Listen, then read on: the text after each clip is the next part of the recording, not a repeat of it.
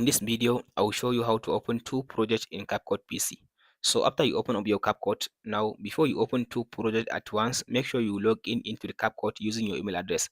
So as you can see now, I'm logged in into the CapCut PC app. So all you have to do now, go ahead and open the first project. So I'll go and open this one. So after you open the project, now allow it to finish loading. So now here is my first project. After you open this project in the CapCut PC app, then you can go ahead now and open up your browser.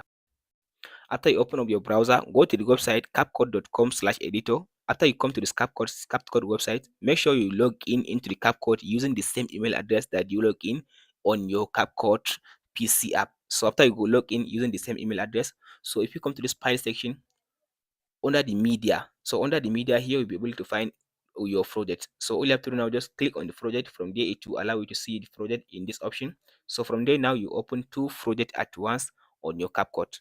And that's it guys. Be sure to like and subscribe. Thanks for watching. We'll meet in the next video.